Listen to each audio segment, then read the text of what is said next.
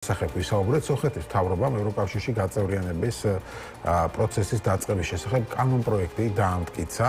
მათივე ინფორმაციით საკითხის დღეს გამართულ სომხეთის საგარეო საქმეთა მინისტრმა არარატ მირზოიანმა წარადგინა. ბოლო წლებში სომხეთსა და ევროკავშირს საკმაოდ ინტენსიური და დინამიური ურთიერთობები აქვს. ევროკავშირმა არაერთხელ გამოხატა ძლიერი პოლიტიკური მხარდაჭერა სომხეთში დემოკრატიისადმი. გულისხმობ ევროკავშირის სამოქალაქო სადამკვირვებლო მისიის განლაგებას. ევროკავშირმა ასევე გამოხატა მზადყოფნა ხელი შეუწყო სომხეთის ეკონომიკური გრადობის გაძლიერებას. აშკარა რომ ევროკავშირს აქვს ძალიან მდიდარი დემოკრატიული ტრადიციები, ძლიერი დემოკრატიული ინსტიტუტები, თავისუფალი კონკურენტული გარემო, თანამედროვე ეკონომიკა და განვითარებული მეცნიერება განაცხადა სომხეთის საგარეო საქმეთა მინისტრმა. მისი თქმით, სომხეთის პრემიერ-მინისტრმა ევროპარლამენტში განაცხადა, რომ სომხეთი მზად არის იმდენად დაუახლოვდეს ევროკავშირს, რამდენად შესაძლებელადაც ამას ევროკავშირი მიიჩნევს.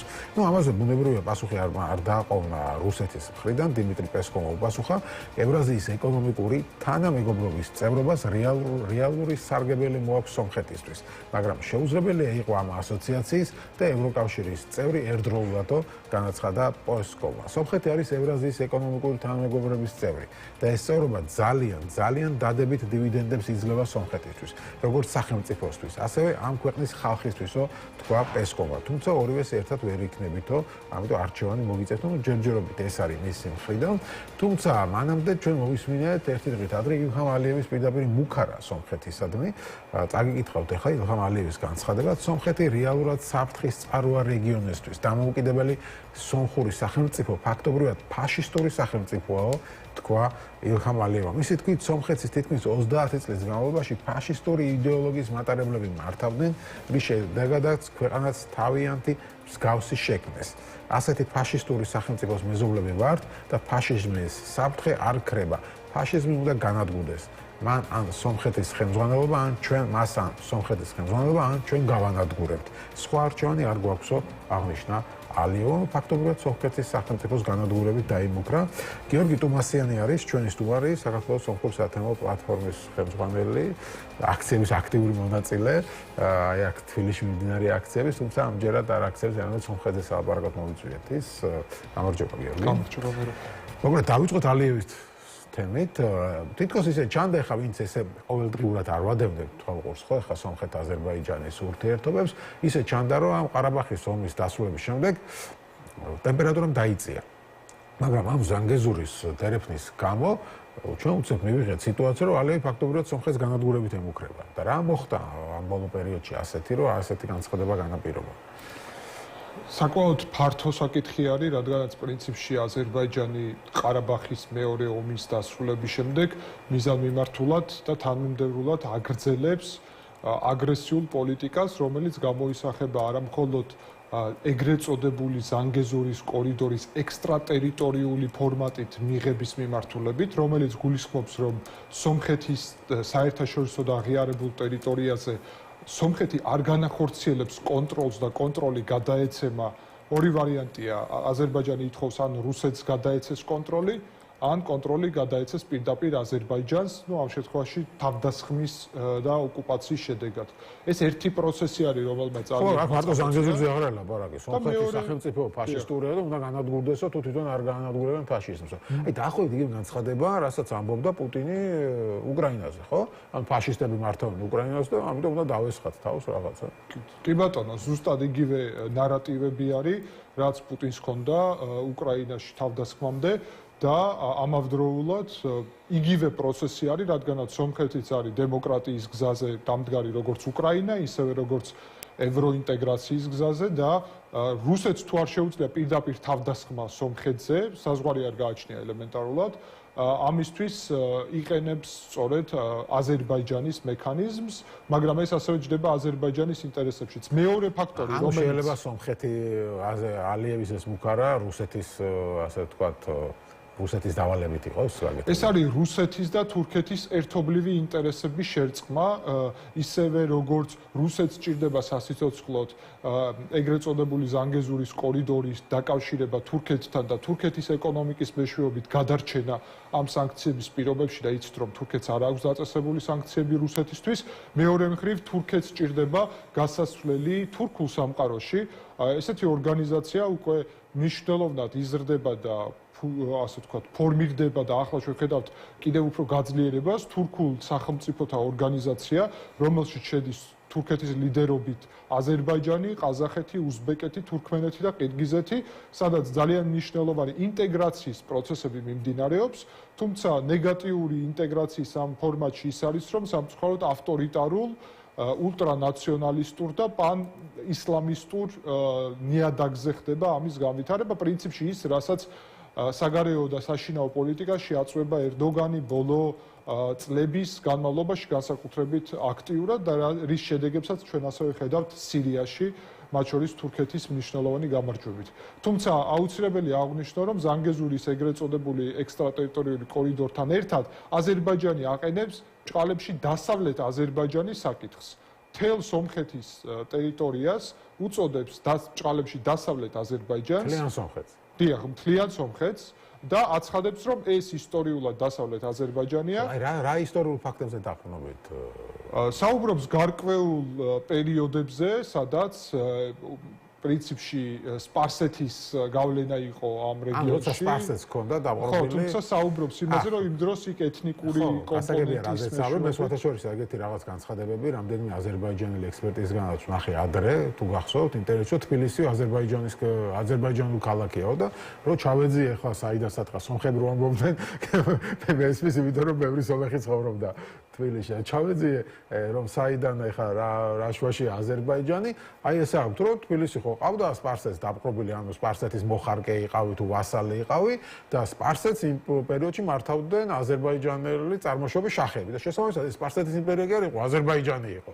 და აქედან იმ დროს გაჩნდავს მაშინ როგორც ჩანს მარნეულში, ფონიჭალაში აზერბაიჯანული დასახლებები და აქედან გამომდინარე, როგორც ჩანს სომხეთსაც ეგ თემა არის, ხო? ანუ როცა სომხეთი დაპყრობილი ყავდა სპარსეთს და ჩასახლების პოლიტიკა მიმდინარეობდა ზოგადად სპარსეთს მაშინ იმ პერიოდში მართავდა აზერბაიჯანული და თურქული წარმოშობის დინასტია, ამბობენ რომ ეს არის აზერბაიჯანული. კი.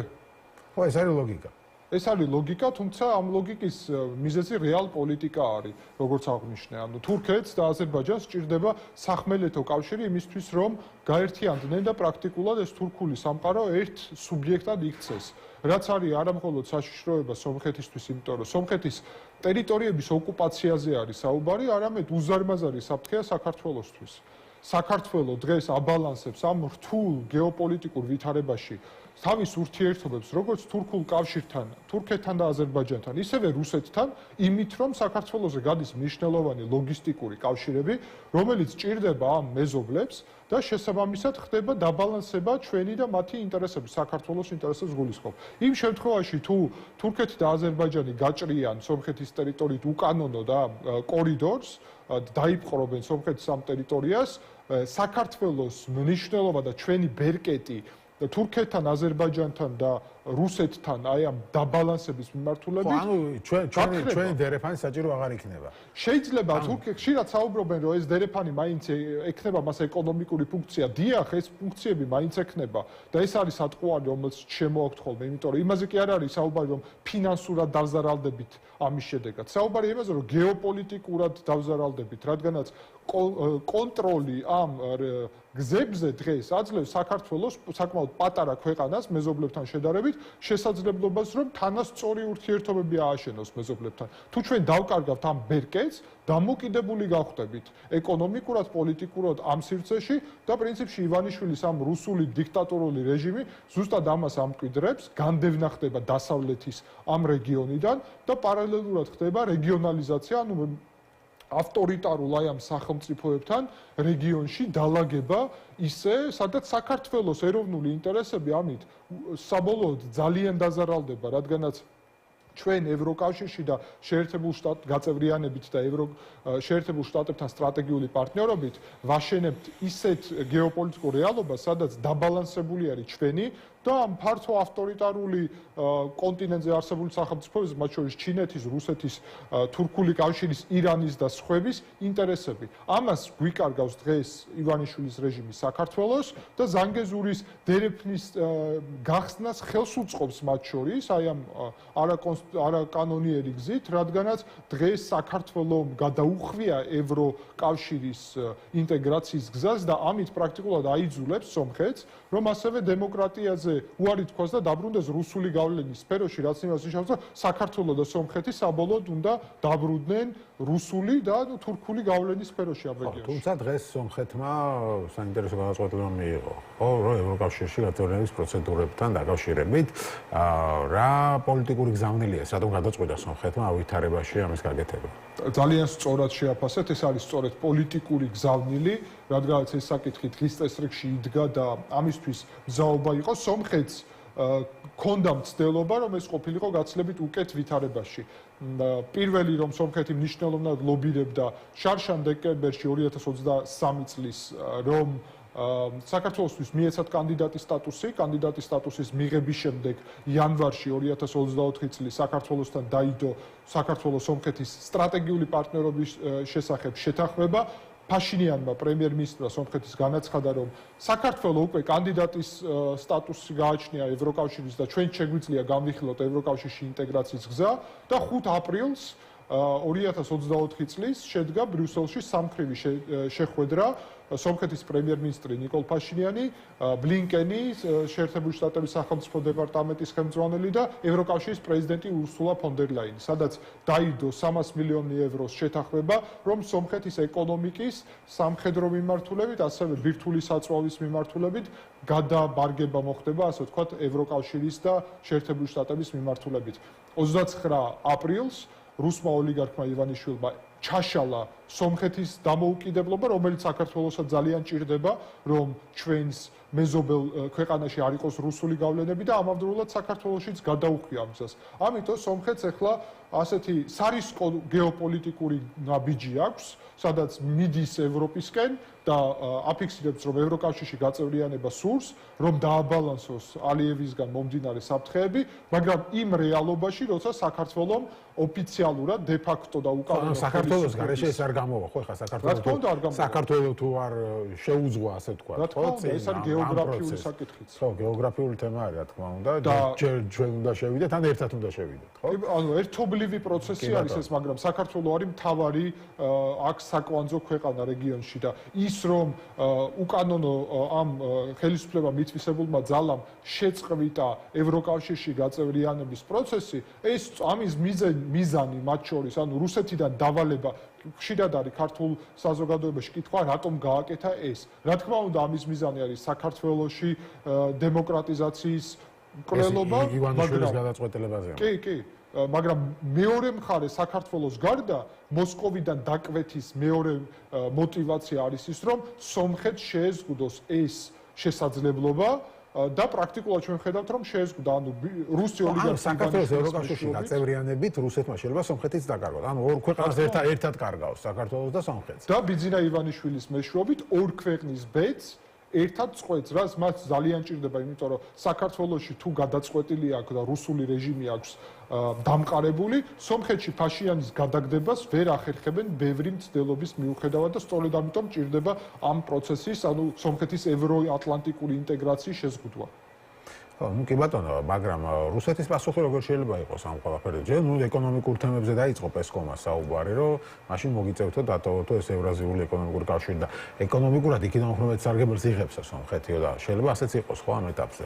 ამ ეტაპზე ასეა და აქ საჭიროა რომ სომხეთის მიმართულებით გაიხსნას კომუნიკაცია ევროკავშირში, ანუ ეს მიწოდება რაც აღნიშნე და მხარდაჭერა ევროკავშირის იყოს, მაგრამ იმისთვის რომ ეს რეალურად მოხდეს, აუცილებელია რომ საქართველოს დაბრუნდეს ევროკავშირში ინტეგრაციის გზას. თუ საქართველოს არ დაბრუნდება, ძალიან მარტივი და ნათელი არის, რომ ძალიან მალე ეს პროექტი ევროკავშირში სომხეთის გაწევრიანების უბრალოდ ჩაიშლება, რადგანაც შეუძლებელი იქნება უზრუნველყოფა ევროკავშირიდან მხარდაჭერის, მაგრამ მეორე მხრივ ჩვენ ვნახავთ რუსეთიდან ემბარგოს, საქართველოს ნანახი გვაქვს უკვე როგორ იქცევა რუსეთი, ეს არის ემბარგო, ეს არის მოქალაქეების განდევნა, ასე ვთქვათ, დეპორტაცია და შესაბამისად სომხეთს რა თქმა უნდა ეს ემუქრება, მაგრამ გამოსავალი სხვა არ არსებობს, რადგანაც დღეს თქვენ სწორად აღნიშნეთ, რომ აზერბაიჯანი ომით ფართომასშტაბიანი ომით იმუქრება და სომხეთს ჭირდება, რა თქმა უნდა, საერთაშორისო თანამეგობრობის მხარდაჭერა, საქართველოს ამ მხარდაჭერის წყალობით იყო, რომ რუსეთთან მხარდაჭერა სომხეთს აწე აღარ იქნება გამოდის, ხო? არა მხოლოდ აწი აღარ ექნება რუსეთი მიზანმიმართულად რუსეთის მოკავშირეობა სომხეთს არაფერში არ გამოადგა. არაფერში არ გამოადგა. სომხეთმა დაუშვა ყველანაირი შეცდომა, რასაც ახლა რა გზითაც საქართველოს მიდის, გადასცა რუსეთს ეკონომიკა, გადასცა სამხედრო მიმართულება, მართლა მოკავშირე გახდა და ცდილობდა რომ რუსეთთან აეშენებინა სტრატეგიული მოკავშირეობა. ეს არის შეუძლებელი. ეხლა ამ გზას დაადგა ისე საქართველოს. ვიღაცას გონია საქართველოში, უпростоრად ივანიშვილის ამ ოლიგარქიულ წრეებში, რომ რუსეთთან ეკონომიკური კონტაქტებით და დალაგებით და შეთანხმებით შესაძლებელია რომ მისი მოკავშირე გახდე. რუსეთს მოკავშირე არ გააჩნია. რუსეთი მხოლოდ და მხოლოდ გუბერნიებს ქმნის, რომლის მიზანი არის რუსეთის გააღარიბოს ეს გუბერნია, სომხეთი გააღარიბეს, დაასუსტონ სამხედრო მიმართულებით და დამოუკიდებელი გახადონ და ამის შედეგი იყო, მერაბ ალტერნატივა ევროკავშირში გაწევრიანების არის ის, რომ რუსეთი სთავაზობს სომხეთს, აზერბაიჯანის თავდასხმის შემთხვევაში შემოვიდეს რუსეთის შემადგენლობაში. ანუ და რა თქმა უნდა ეს თავდასხმა არის წახალისებული და იქნება წახალისებული სწორედ რუსეთის მიერ, რადგან რუსეთის მიზანი არის ამ რეგიონში რომ სომხური სახელმწიფო დამოუკიდებელი არ არსებობდეს და ზუსტად ასეთი მიზანი გააჩნია ასევე საქართველოს მიმართულებით. ანუ შეუძლებელია რუსეთთან შეთანხმება. ერთადერთი გამოსავალი და სომხების შემთხვევაში ეს კარგად ჩანს, ხო, სომხეთის შემთხვევაში. ხო, აი, ხშირად ამბობენ ხოლმე ეს ხელისუფლების მომხრეები, რომ ნახეთ უკრაინას რა დაემართა იმით, რომ დასავლეთის მოკავშირე არისო და უკრაინა მაინც დასავლეთის დახმარებით ბრძოლას მაინც აგრძელებს და სომხეთს რა დაემართა იმით, რომ რუსეთის მოკავშირე იყო. ბრძოლას კი ვერ გააგრძელა, ხო? რამდენიმე დღეში მოუწია დაეთმო ყარაბაღი და ეხლა საერთოდ ალევი ემუქრება მთლიანად დაპყრობით. ჩამოშლილი ეკონომიკა რუსეთი ამაზე ხმასაც კი არ იღებს. ანუ არა თუ სამხედრო თვალსაზრისით არ დაუჭირა მხარი, არამედ დიპლომატიური თვალსაზრისით არ დაუჭირა მხარი, პოლიტიკურადაც არ დაუჭირა. სიტყვას კი არ ამოუღია. რუსეთს დასჭირდა ყარაბაღის გადაცემა აზერბაიჯანისთვის და დასჭირდა ზანგეზურის კორიდორის გახსნა და გაყიდა სომხეთის ინტერესები თავისი ინტერესების სასარგებლოდ. ასე იქცევა იმპერია, ასე იქცევა თავისი გუბერნიების მიმართულებით და საქართველოს დღეს სამწუხაროდ არის მსგავს, ანუ ივანიშვილს შეყავს ზუსტად იგივე ლოგიკაში საქართველოს, რომ საქართველოს გახდეს ასეთი დამოუკიდებელი რუსეთზე და რუსეთს როცა დასჭირდება და ვისთანაც დასჭირდება, ივაჭრებს საქართველოს ინტერესებით, როგორც ივაჭრა სომხეთის ინტერესებით. არ გამოდის შეთანხმება და მერწმუნეთ სომხეთს 30 წელი ქონდა მცდელობა და მათ შორის ფაშინიანსაც და წინა ხელისუფლებებსაც რომ რუსეთთან მართლა შეთანხმდნენ და იქნებ შესაძლებელი ყოფილიყო, იმიტომ რომ ესმოდათ რომ ამ პოსტსაბჭოთა სივრცეში განსაკუთრებით საბჭოთა კავშირის დაშლის შემდეგ რუსული გავლენები იყო ძალიან მნიშვნელოვანი და ამის წინააღმდეგ წასვლა არ აწყობდათ. მაგრამ ხედავენ რომ ერთადერთი გამოსავალი და ალტერნატივა არის შეერთებულ შტატებთან სტრატეგიული პარტნიორობა, რომელიც გაფორმდება სავარაუდოდ შემდეგ კვირაში სომხეთსა და შეერთებულ შტატებს შორის და ეს არის ევროკავშირში გაწევრიანების პროცესი. ნეიტრალური პოზიცია არ არსებობს, ან შეხარ ავტორიტარულ ბანაკში, ან მიდიხარ ზანგეზ ბოლოს რო თქვა, ამ ზანგეზურთან დაკავშირებით სომხეთი რაზე არის თანახმა? სომხეთი თანახმა არის ზუსტად იმ პირობებზე, რასაც საქართველოს სთავაზობს აზერბაიჯანს და თურქეთს უკვე 30 წელია. ეს არის საზღვრის გახსნა ნებისმიერი მიმართულებით, ისევე როგორც ყველგან საერთაშორისო სტანდარტებით საზღვრების. ანუ იარეთ უბრალოდ სომხეთის ტერიტორია იქნება. რა თქმა უნდა და აზერბაიჯანი ამბობს არა, მე საქართველოსნაირი სტატუსი არ მჭირდება სომხეთის ტერიტორიით, მე მჭირდება ექსტრატერიტორიული კორიდორი, სადაც სომეხი არც მესაზღვრეები იქნებიან, არც გადასახადებს გადავიხდით, არც გააკონტროლებენ, ანუ პრაქტიკულად ამბობს, რომ ეს მიწის ნაკვეთი უნდა გადასცეთ ჩემს იურისდიქციაში. მარტივი კითხვა არის, თუ საქართველოს ასეთ ვინმეს რამეს შესთავაზებდა საქართველოს იტყოდა თუ არა ამაზე თანხმობას, ცხადია არა, იმიტომ რომ ეს ნიშნავს საკუთარი მიწის გასხვისებას სხვა სახელმწიფოზე, ზუსტად ამავე პოზიციაზეა სომხეთი, თუმცა აზერბაიჯანი იქ ომით იმუქრება და ეს ასე ვთქვათ ძალიან საშიში სომხეთს საშუალება, რომ ომის შემთხვევაში თავი დაიცვას აზერბაიჯანს. იზრდებოდა სომხეთის შესაძლებლობები, ერთი მხრივ ინდოეთიდან ხდება მიწოდება იარაღის ასე ვთქვათ სამხრეთის მიმართულებით და ჩრდილოეთის მიმართულებით გაიხსნა იარაღის მიწოდება საფრანგეთიდან და საქართველოს გავლით ხდებოდა ეს, მაგრამ იმის გათვალისწინებით რა პოლიტიკა აქვს ანტიფრანგული მათ შორის საქართველოს დღევანდელ ხელისუფლება უზურპირებულ ძალას და რომელიც ემთხვევა აზერბაიჯანის ხელისუფლების ანტიფრანგულ განცხადებებთან და იმ აზერბაიჯანულ მედიაში ნახსენები მონაცემებიდან რომ საქართველოს ჩაკეტა ეს მიწოდების გზა მე ვიტყოდი რომ ეს საქართველოს სომხეთის ინტერესები კი არ დააზიანა ამით საქართველოს დააზიანა პირველ რიგში საკუთარი ინტერესები იმიტომ რომ ამ შემთხვევაში თურქული კავშირის უკანონოდ შეკვრა ზანგეზურის დერეფნის უკანონოდ გახსნა არა მხოლოდ რეგიონს ომში და დაძაბულობაში შეიყვანს და სომხეთის შეიარაღება ამ შემთხვევაში თავდაცვითი დანიშნულება აქვს. არამედ საქართველოს დააკარგვინებს ყველაზე ძვირფას რაც კი გაგვაჩნია, ეს არის სტრატეგიული ჩვენი როლი, მდებარეობა და დამოკიდებულება ჩვენი მეზობლების. ამიტომ როგორც კლასიკური რუსული ინტერესების დღეს ახლა აზერბაიჯანი იმიტომ გველაპარაკება ენის მოჩლექვით, ხო? იმიტომ რომ ჭირდებით. შავ ზღვაზე გასასვლელად, თურქეთში გასასვლელად. როგორც კი ზანგეზურს დაითრევს, უხეშად რო თქვა, ჩვენთან ენის მოჩლექვით ლაპარაკი არ დაჭირდება და მე რა პოლიტიკას გაატარებს აზერბაიჯანი და თურქეთი ერთად ჩვენთან დაკავშირებით არავინ არ იცის. მადლობა გადაცემაში მონაწილეობისთვის. ჩვენი სტუმარი იყო გიორგი ტუმასიანი. ასეთი იყო დღევანდელი გადაცემა, მე ხვალამდე გემშვიდობებით.